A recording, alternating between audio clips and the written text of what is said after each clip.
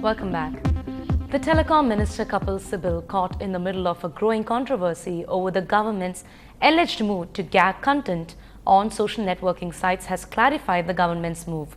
Sibal said that there was content that the government felt was offensive to the government and political leaders. The government had asked social media websites to screen content before it was uploaded.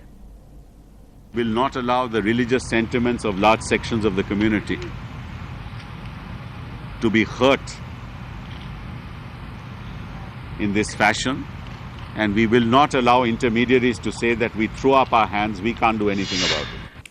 Shashi Tharoor had tweeted, spoke to Kapil Sibal. He assured me that he opposes political censorship. Concern is regarding communally inflammatory images and languages which he described.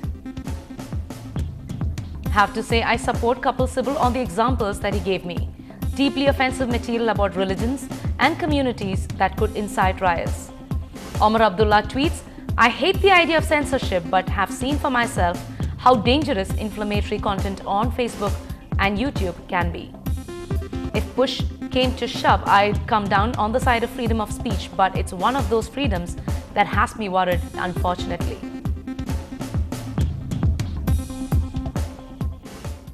This is only an alibi to divert the public attention from the uncomfortable issues coming up in the parliament like price rise, corruption, FDI in retail and Lokpal bill.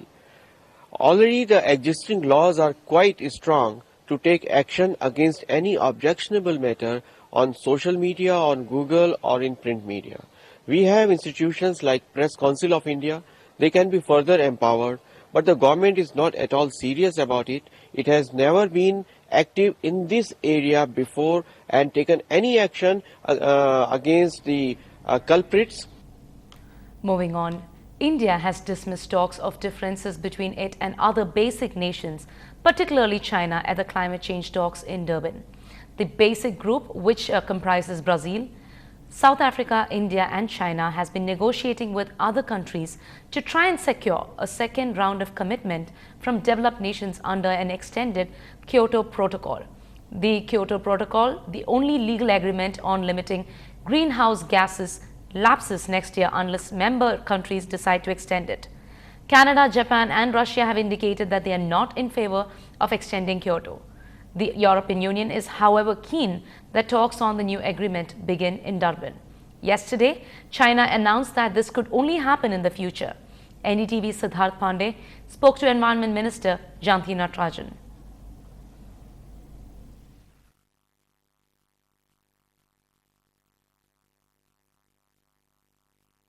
So is it tough days for India ahead? The new minister now here at Durban.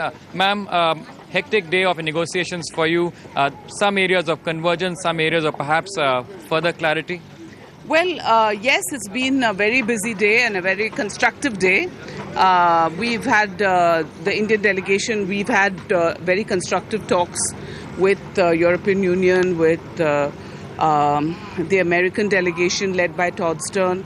Had a very important meeting of the BASIC ministers, and I would say that it's been extremely satisfying because the areas of convergence with the BASIC ministers have been tremendous. The European Union, the United States delegation have all stated their views to us, as we have to them, and we will continue our talks now. I mean, very briefly, ma'am, the BASIC groups, of course, are countries which are economically emerging, the economic giants, but they also have, while similar problems, also different realities. Yeah, there are also different perspectives, but I think all that experience is brought to bear upon very fundamental issues that will need to be addressed if we are to make serious progress. I mean, last question. We've seen in the international press, a certain segment of the international press talk about divisions, that India being the little stick in the mud, but that's only in a certain limited way. There are areas of convergence in the BASIC group as well.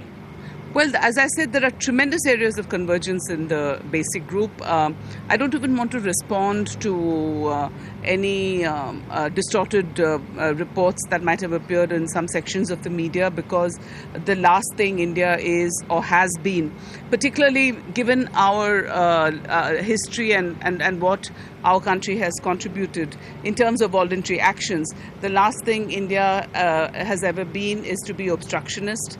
We always have a constructive attitude, and our attitude is characterized by clarity, by consistency, and by compassion.